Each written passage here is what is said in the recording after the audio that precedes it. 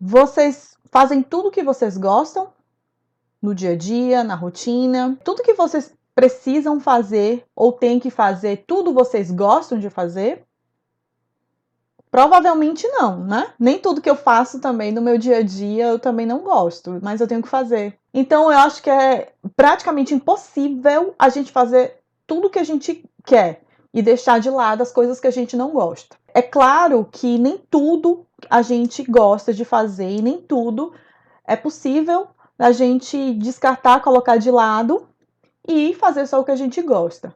Mas tem maneiras da gente fazer o que a gente não gosta, mas que seja de uma forma mais leve, né? E que a gente se sinta um pouco mais motivada a executar essa determinada coisa, essa atividade. E aí entra o ponto da motivação. Eu confesso para vocês, tem duas coisas na minha vida que eu realmente, assim, uma eu já superei do não gostar, e hoje eu adoro, gosto muito de fazer, mas no início eu não gostava de fazer.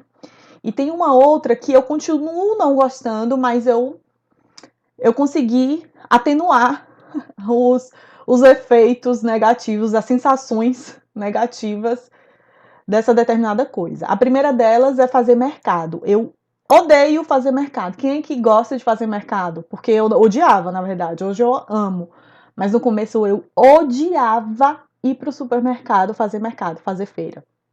Tinha uma coisa que era pior para mim, assim, na semana, era ter que ir para o supermercado fazer mercado. Como eu via que era uma necessidade, óbvio que eu não ia passar fome em casa e eu precisava fazer mercado. Hoje eu gosto, tá, gente, de fazer, mas no início eu odiava. Para mim fazer compras assim era uma tortura. Eu ia mesmo porque eu precisava me alimentar. E aí, o que aconteceu? Eu pensei, como que eu posso transformar esse momento que para mim não é agradável, é uma tortura, em algo que seja positivo? E aí eu comecei a fazer novas associações a esse mercado, essa atividade que faz parte da rotina, da minha rotina. Eu comecei a fazer associações e eu fui para, antes eu fazia mercado num mercado um pouco maior. Isso me incomodava porque as coisas eram muito longe, aí eu achava que tipo era muito cansativo, era um saco para mim. Eu comecei a ir para um supermercado específico, né, que é menor, e eu consigo ter acesso mais rápido, fazer mais rápido. E ele tinha um espaço, tinha não, tem, né, um espaço que é um espaço de lanches, então você pode comer uma tapioca, pedir um café, tem parte de sushi, tem lanches. E aí eu pensei, que tal se eu começasse a fazer alguns lanches, tomar o café? Uma coisa que eu amo fazer é tomar café. Adoro café. Amo. Eu tô tentando, inclusive, eu já diminui bastante, porque eu tomava muito café. E eu reduzi a cafeína na minha vida, mas eu adoro tomar café. E aí eu comecei a fazer esses passeios, né? Esse momento do mercado em algo que eu associando a algo que eu gostava, que era tomar um café, às vezes comer uma tapioquinha que eu gosto. E aí pedia uma tapioca, tomava um café, às vezes nem comia nada, mas só tomava um cafezinho. Para mim, aquele momento de sentar e tomar o meu café já era o momento que eu virava a chave daquele mercado, sabe? É como se fosse a energia que eu precisasse para que eu pudesse fazer as compras. E assim eu fui fazendo e fui repetindo esse comportamento várias vezes, né, durante alguns meses, para sentir como era que eu ia percebendo esse mercado. Curiosamente, né, porque eu não sou boba nem nada, eu fiz isso proposital, né, eu quis fazer novas associações no meu cérebro para que ele entendesse que, ó, ele mandasse uma mensagem para mim dizendo assim, olha, o supermercado é até legal, você vai tomar seu cafezinho, você vai relaxar um pouquinho. E aí eu fiz isso com o meu cérebro, né? Eu comecei a fazer novas associações neurais, associando aquilo que eu não gostava a algo positivo. Durante alguns meses, isso foi me estimulando e eu percebia que eu tinha vontade de fazer mercado. Então, antigamente, né, eu falava que eu sempre enrolava para fazer mercado. Então, eu tentava comprar o máximo para postergar, né, e evitar estar indo com frequência ao mercado. E chegou um momento que eu ficava eu arranjava desculpas para ir ao mercado fazer compras. E até meu marido brincava, mas você não comprou tal coisa tal dia? E aí eu, não, mas eu tô precisando de tal coisa, porque realmente eu comecei a ter prazer de fazer compras. E eu gostei, eu comecei. E aquilo que antes eu não gostava, né, que era olhar os produtos, né, hoje eu amo. Eu tenho o maior prazer e eu faço com a maior calma do mundo e para mim se tornou algo relaxante, tá? Então, por que eu trouxe esse exemplo para vocês? Que para que a gente se motive, a primeira coisa que a gente precisa ter para se motivar é que aquilo que a gente está fazendo seja, no mínimo, agradável. No mínimo, ou um pouquinho agradável. Aí entra um outro exemplo, né? O meu segundo exemplo, que eu falei para vocês que tinham duas coisas. Uma eu já superei, e a minha outra coisa é lavar louça. Tem muita gente que ama lavar louça, é terapêutico e relaxa. Para mim, gente, não é nem um pouco relaxante. Para mim, lavar louça é quase uma tortura, sabe? Quando alguém está apertando o meu juízo. Então, eu confesso que lavar louça, para mim, é muito difícil. E aí, o que é que eu fiz? Eu também não sou boba, já sou muito esperta. Eu começo a fazer associações positivas no lavar louça. O lavar louça para mim se tornou agradável como o supermercado? Não, ainda não, pode ser que nunca se torne. Pode ser que nunca eu sinta prazer de lavar louça. Mas eu comecei a fazer relações positivas ao lavar louça. Então eu pensei, o que é que eu posso fazer, que eu gosto de fazer, e eu posso associar esse momento de lavar a louça. E eu pensei, olha, eu posso ouvir uma música, eu posso colocar um fone de ouvido, enquanto isso colocar uma playlist que eu gosto e escutar música enquanto que eu tô lavando.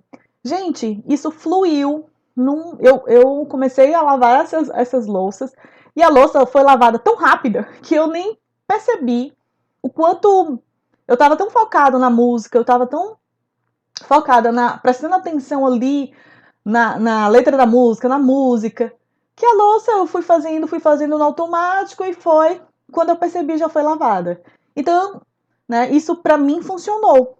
E aí eu comecei a utilizar essa estratégia para tentar suavizar esse momento, né, que para mim é ruim de lavar louça, para se tornar menos chato. E aí eu tô tentando fazer essa associação já durante muito tempo.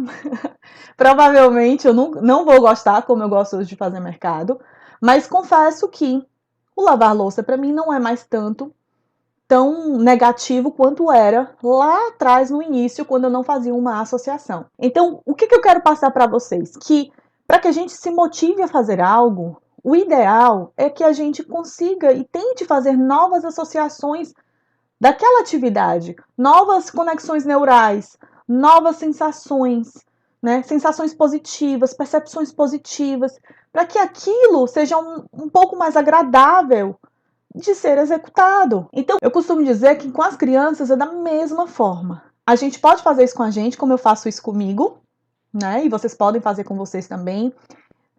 Ajudar aí a fazer novas associações, né? Associações mais positivas com alguma coisa que vocês não gostam de fazer. E com as crianças que têm uma resistência para fazer algo, que não sente motivação para fazer algo. A gente pode pensar em estratégias de associar aspectos positivos naquela atividade. Igual a questão do supermercado, igual ao lavar a louça. E como que a gente pode fazer isso? Com a criança a gente pode propor brincadeiras. Isso vai também se tornar mais motivador dessa criança cooperar. A gente pode explicar o propósito daquela atividade e flexibilizar para que essa atividade seja realizada, mas também seja realizada do jeitinho dessa criança. Claro que sim, que não envolva nenhum prejuízo de higiene ou de saúde nessa criança, mas a gente pode também flexibilizar esse processo e essa atividade para que seja um pouco mais atrativo para essa criança. Ou seja, propiciar uma aprendizagem mais leve, mais divertida e que gere um interesse para a criança, que gere uma vontade de fazer, tá? Aquilo, executar aquilo. Ou até mesmo que, assim, mesmo que ele não tome gosto de executar aquela atividade vai se tornar menos chata, menos cansativa, menos desgastante, igual como é a louça para mim. A louça para mim hoje não é tão chata quanto antigamente. Ela foi muito chata. E eu associei coisas positivas. O supermercado, que antes era algo muito negativo também, hoje já é algo muito bom. Eu gosto de fazer, né? Eu tenho prazer de fazer o mercado.